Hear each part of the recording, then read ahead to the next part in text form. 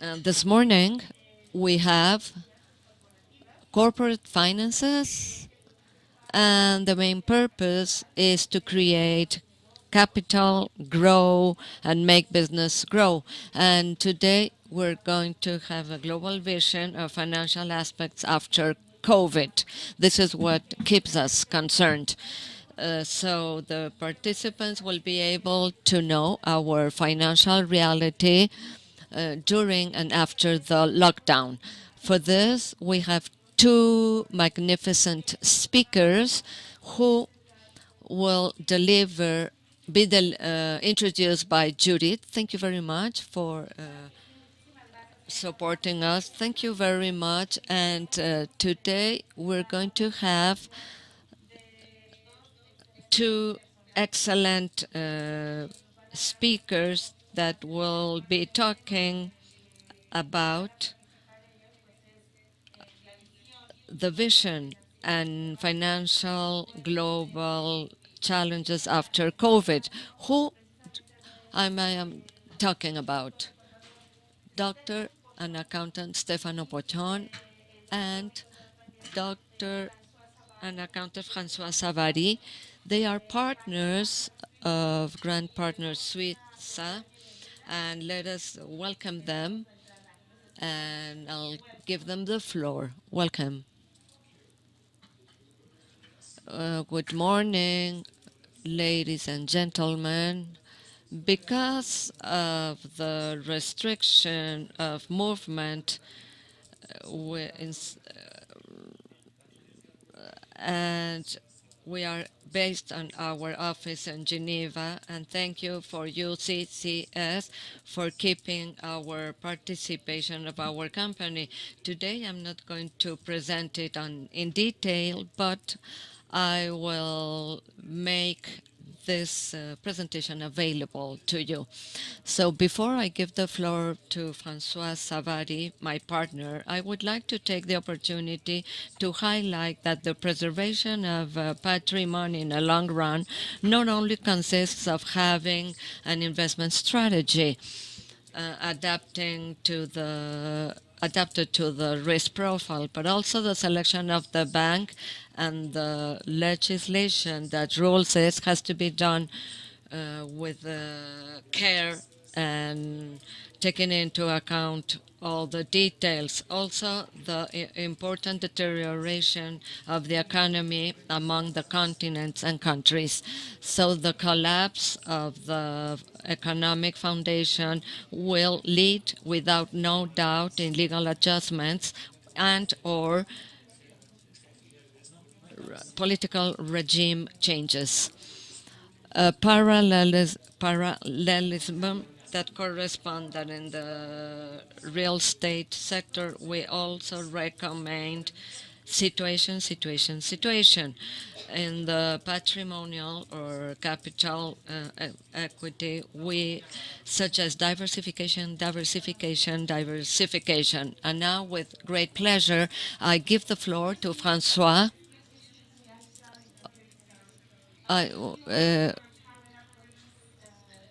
Puede prender su cámara porque todo el mundo lo quiere ver.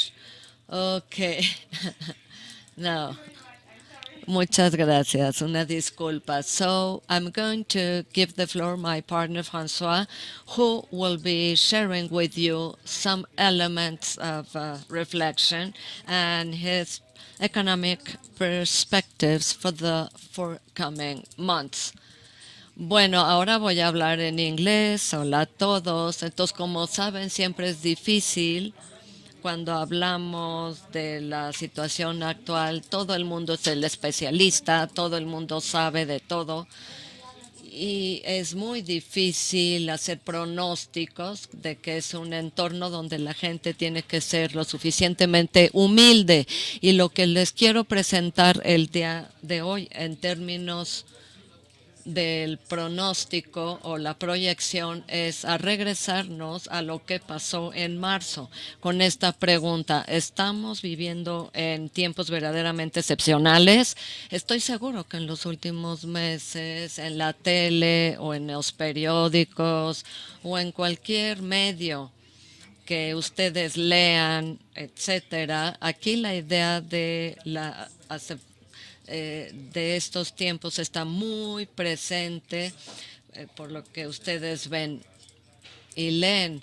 En el lado del mercado financiero es importante que a la larga sabemos que la naturaleza humana no le gustan los cambios y esta noción de excepcional es algo que tiene como un sentimiento errático en la mente de los inversionistas y de los agentes económicos. Al fin del día es lo que llamamos el pánico y este elemento es muy importante cuando analizamos qué sucede o qué es lo que podría suceder, ¿no?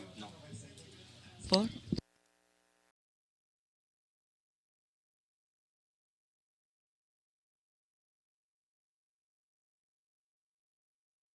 But one key element. Do you remember it was March 2020? In March 2020, we were all living with the unknown about the COVID, about this pandemic spreading all over the world. And at that time, you had a famous analyst, strategist from Goldman Sachs, which went on TV saying at the time when the market was at 2,400, the market is going to 2,000 very soon.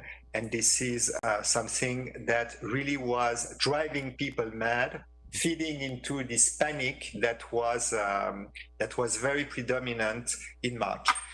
I'm not going to extend a lot on that because you always need to be humble, but I think that what we did right in terms of the way we looked at things at the time was to say, refuse to panic. This is an opportunity to purchase and to get risky assets in your portfolio. It is no time to listen to those people who are telling you that the end of the world is near.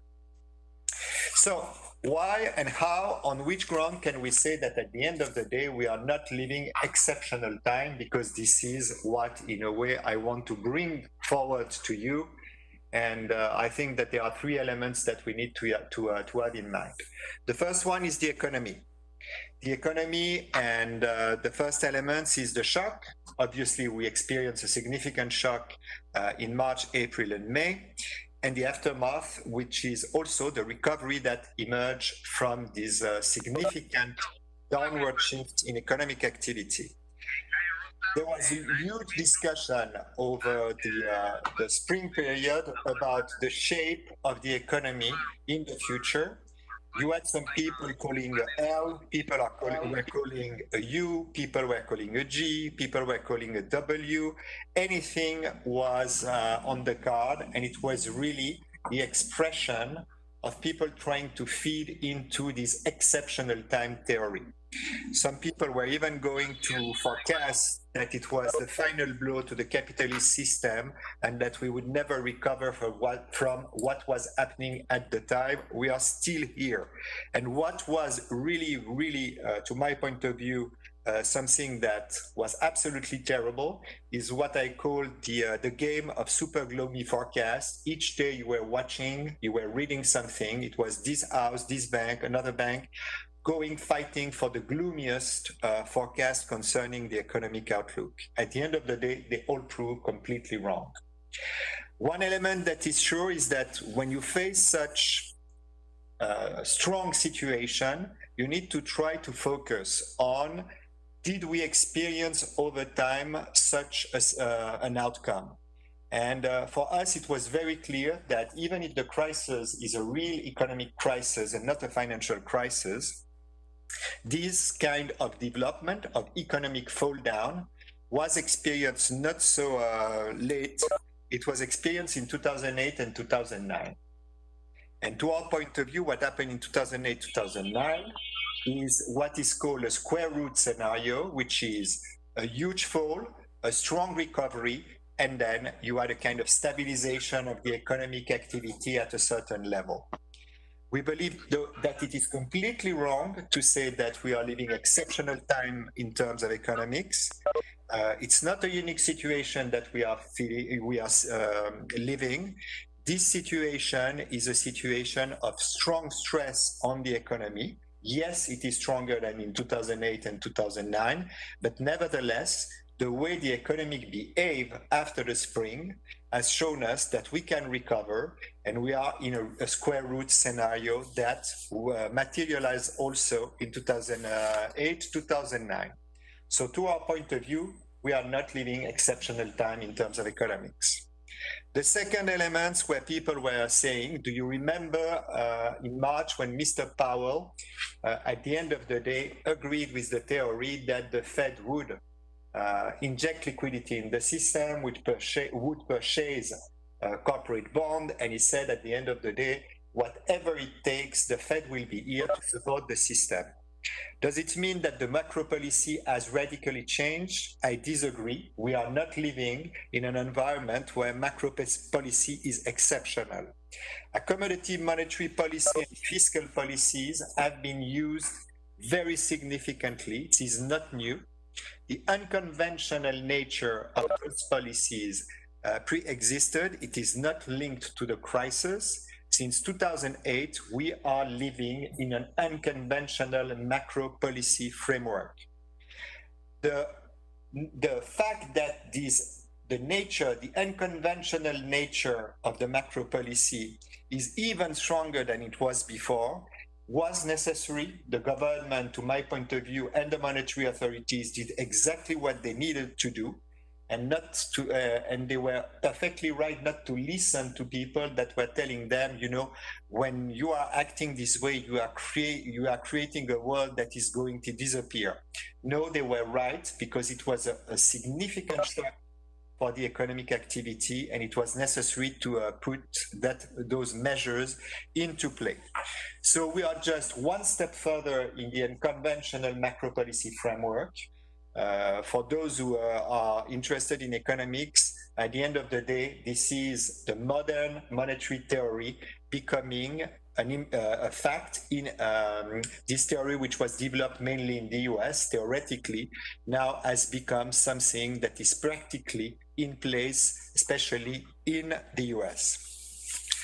Third element, we all know that a famous president today is calling the COVID-19 the Chinese virus. And we have the impression that this crisis has brought you, when you read newspaper, when you watch TV, now it's often mentioned that we are living a Cold War. You have some people who are saying, oh, this is something completely exceptional, something new. For those who were born before 1989, we all know that Cold War is not something new. It happened for 40 years in the Western world, between the West and the East, between the Soviet Union and the US from 1946 to 1989. For the younger person, maybe they can have the impression that this is something exceptional and new. This is absolutely not the case. Moreover, we all know that from 2016 onward, under the leadership of the current US administration, we are living in a more confrontational world. There is less will to be cooperative on the international front. So this is not something that was not, that should come as a surprise, that the US are using the pandemics to reinforce the speech about the Cold War between China and the US. At the end of the day, if you studied international relations, and that was something that I studied in my career, we all know that Cold War is not a new paradigm. It's a paradigm that was in all the classes that I followed when I was a bit younger. It is part of the realm of possibilities in the way people manage their relation, their interstate relation. So yes, this is a different Cold War maybe, because it will be more economic than military compared to what happened with the Soviet Union and the US. But Cold War is not exceptional in international relation history. So what did we do? As I said, with that in mind, and we try to refrain From the beginning of the COVID crisis, we tried to refrain from falling in love with the notion that it is exceptional and that at the end of the day, you need to take exceptional measures in the way you manage money for your clients.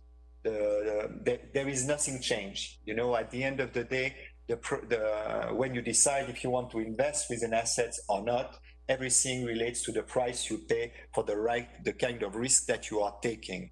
In March, the pricing of risk was much too excessive to our point of view, and that's the reason why what we have done in our allocation was really to increase risk over the time, be it in credit, in equity, and those kind of things. Pandemics are not new in human history. Yes, they did not appear since the Spanish flu in the early 1920s, but nevertheless, pandemics are part of human history.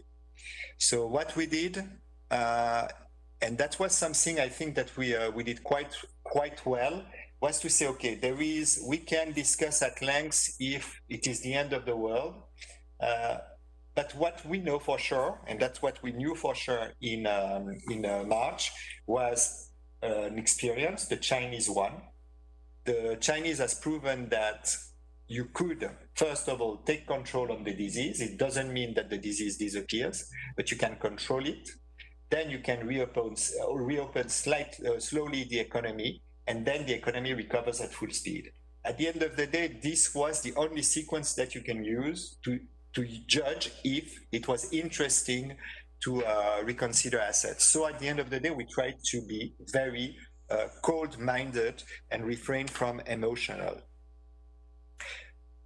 What is very positive for us today when we look at the way we have decided to invest during the course of the last few months, I'm not going to say that everything went rosy during the period. In March, we were down more than 15% in some of the accounts that we managed. Today, all our strategies are positive, and it really warrants, to our point of view, the way we have decided to manage the account of our client in the last few months. So we still believe that the economic recovery that is underway is going to take hold, even if the pace of the economic recovery is going to slow down over the coming quarters. But we do not buy the W story. The W story would be, if I summarize quickly, we had some people say, yes, we had a recovery in the third quarter. Now we are going to fall back into recession before we are going back into growth again. We don't buy the story. The square root is alive. It's very difficult when you look at economic numbers to justify the idea that W is pointing and that we should take some risk off the table. The macro policy will remain very accommodative, and it's not a matter of months, it's not a matter of quarter. To our point of view, it's a matter of years. Government and monetary authorities are obliged to continue to support this economic recovery. Interest rates will remain low for a very long period of time. When you listen to Mr. Powell, it's something that is going to last at least for 2 to 3 years. And it means that today what has changed is that the monetary policy is secondary to fiscal decision. And that's something that is very important in many respects for the coming years. State intervention will get stronger than it was over the last 20 years. The state interventionism is going to increase again. Is it something new? Absolutely not. Again, for those who are a bit older, we all remember what happened in the pre-supply side economics period, which is the 1950s and 1960s or 70s. This is the period where the state intervention was much stronger than it was during the 80s, 90s, and 2000. One of the consequences of this development is that inflation is going to make a comeback due to the fact that there is a strong supply shock in the system. We all know that some companies, some sectors are going to go through very difficult time. You will have consolidation, you will have bankruptcies, you will have resizing of the supply, plus the monetary shock it's going to drive inflation higher in the coming years. We believe that the US dollar is a loser of the COVID-19. I remember last year when I was in Mexico, for those people who were present at the time, we discussed at length our negative view on the US dollar at the time. The behavior of the US dollar at the end of the day is shooting what we expected. Yes, it was stronger in March, but at the end of the day, the strength of the dollar did not last, and we believe that the US dollar is going to weaken in the coming months. We have a target above 120 against the euro in the coming 12 months. In terms of bond market, once again, last year we were quite cautious on this asset class. We told you that there was no real value in the bond market.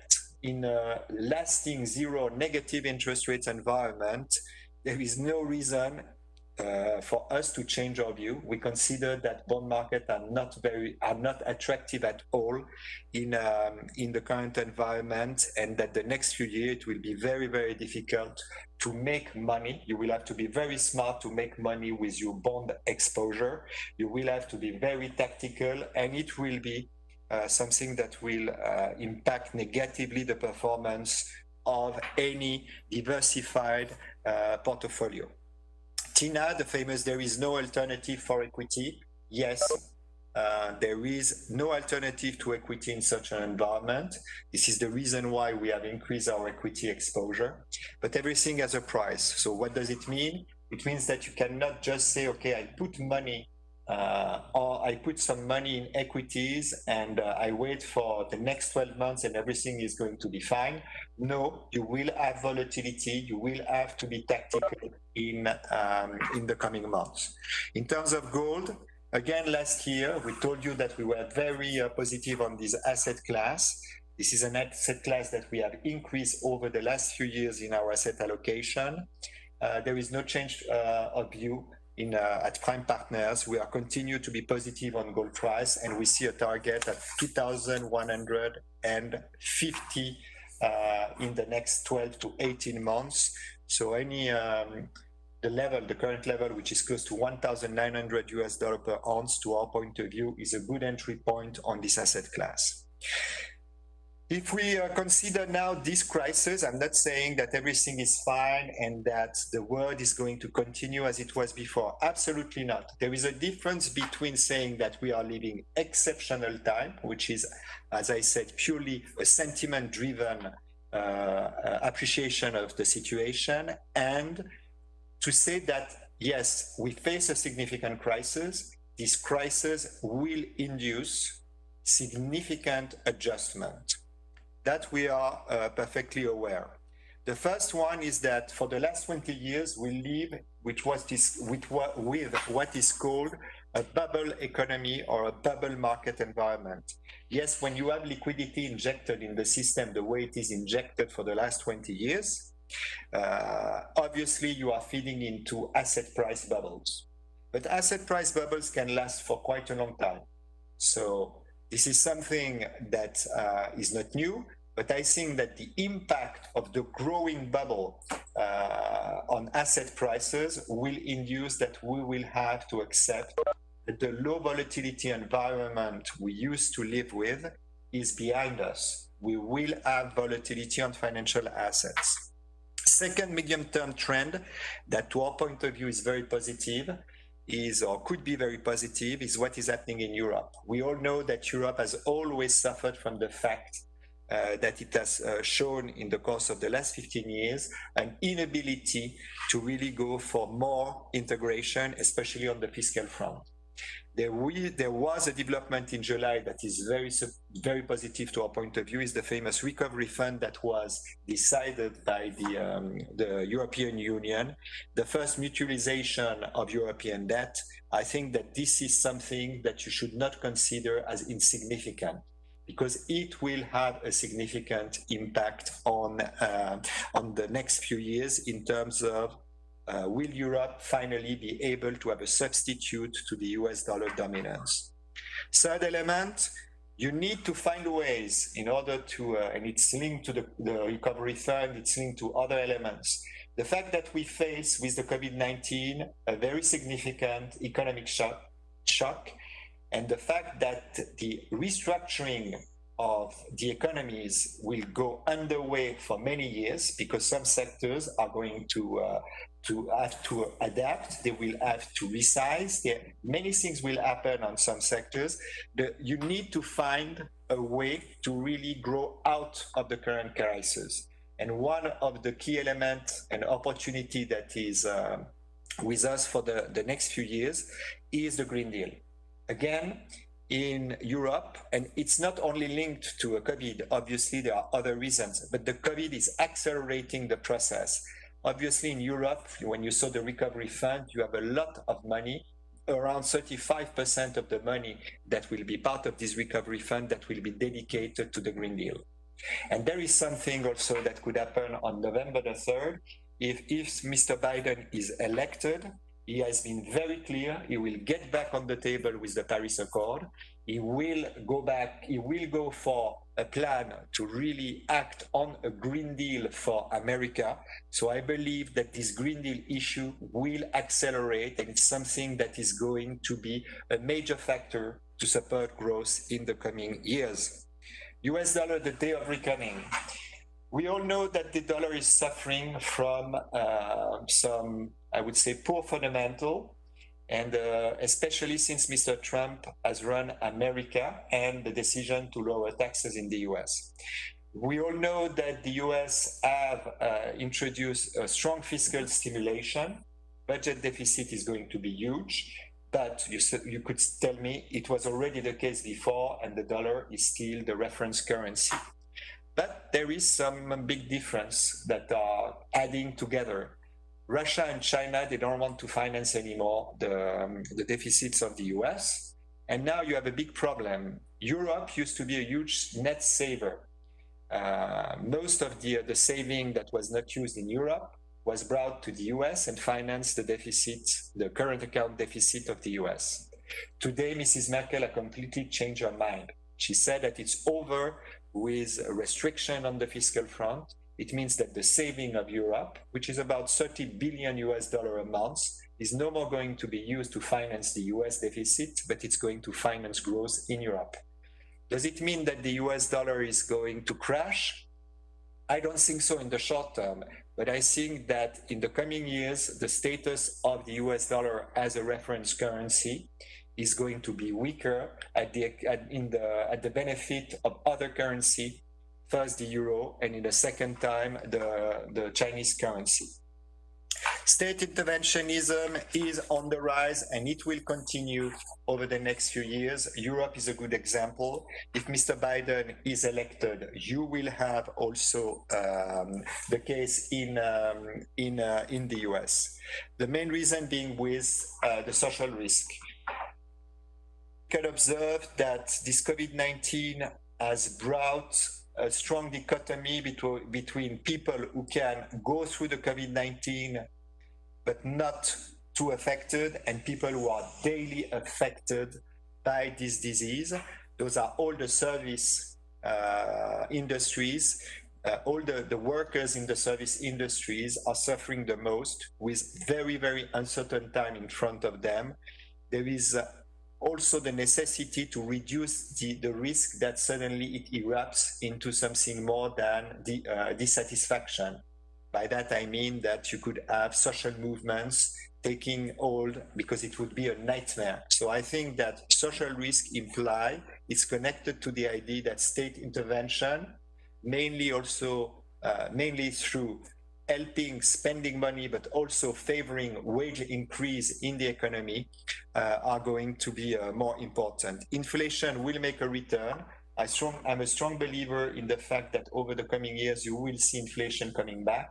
I'm not expecting inflation at 10%, but we could live in the US and Europe with inflation that is close to 3%. It would not frighten the central banks, and they would be happy to see such a development. The dichotomy between the old and the new economies, I think that we have come to a point clearly where there is a need for action. I was reading the Financial Times this morning and yesterday morning. It's all about regulation, regulation, regulation about the new economy. The OECD has an initiative to go for a global taxation.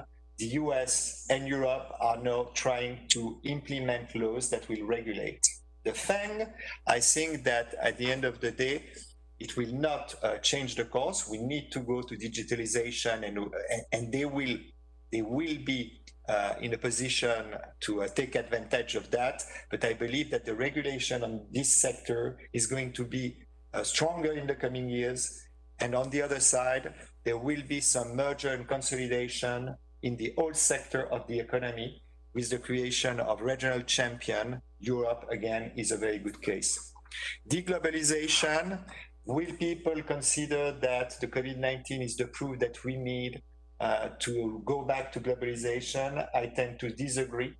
I think that the deglobalization is a trend that will continue over the coming years. It will be very difficult for government to get back on the globalization themes as long as we have not recovered, especially in terms of employment from the COVID-19.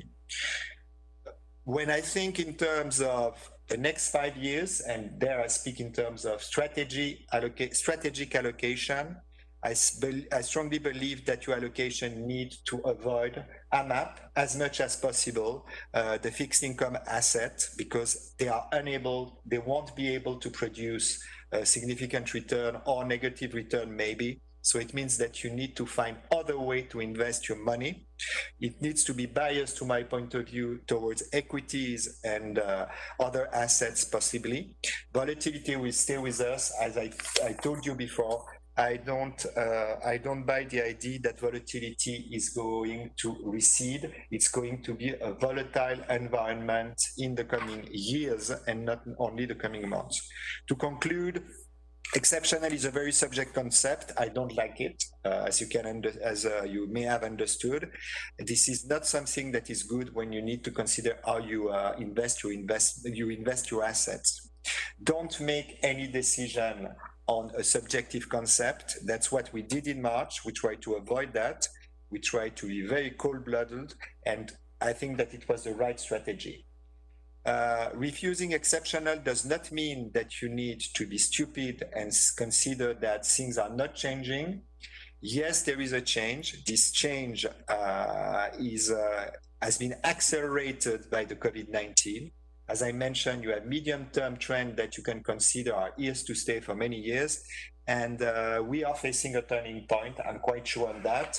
And the next, I would say, what could reinforce the idea that we are facing a turning point is November the 3rd, if Mr. Biden and the Democrats are able to win the election and to bring back a vision for America for the coming years.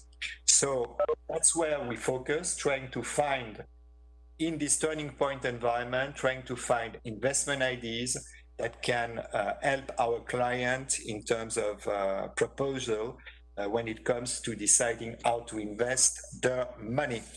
And I think that one of the lessons of the COVID-19, to give a general and final conclusion, always refrain to be short-termist when it comes to investment. Try to put everything in the context, and I think that this is the key if you want to make the wise decision in terms of asset allocation.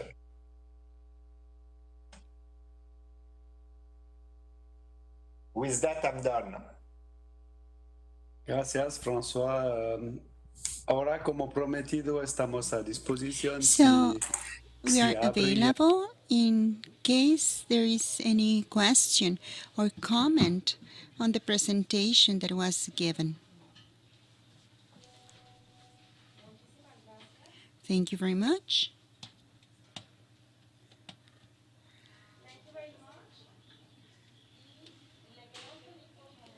I wanted to request Accountant Satina. Before that, we're asking all the attendees if there's any question, so we can mention that.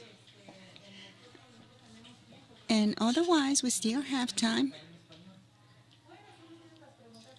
Okay, the questions can be in Spanish and they will be answered. We know that he speaks both Spanish and English.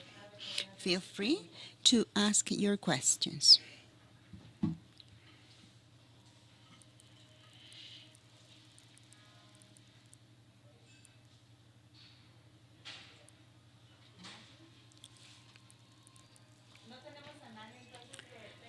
It seems that there is no question regarding this presentation.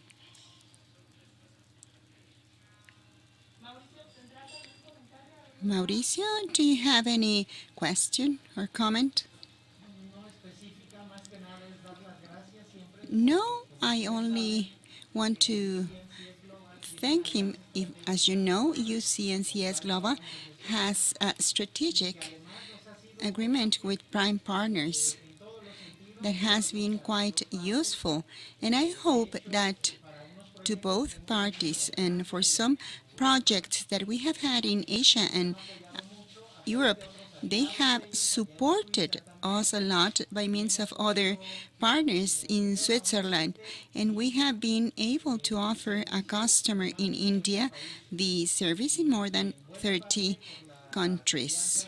To a good extent, this is due to the partnerships of prime partners and the alliance that we have with them. Thank you to both Stephane and Francois. Merci beaucoup. So we have to continue with this. Go ahead, please. Any question? Well, it seems that we do not have any question, but if there's any comment with Francois and Stephane. In the meantime, we are going to continue with this program, and we are going to request Cesar Cetina to hand out the participation diploma of our speakers. In a few moments, we're going to have them on screen. Thank you very much. Go ahead, please. Thank you. Thank you very much.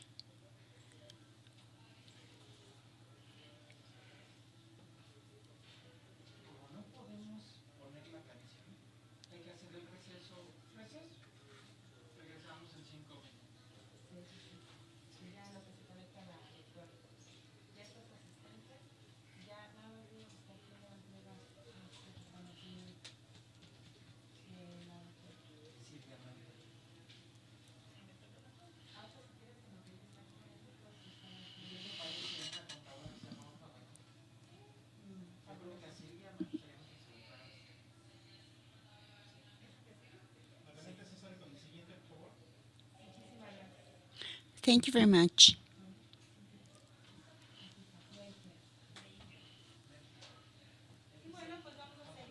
So we will continue with our next diploma of participation already on screen.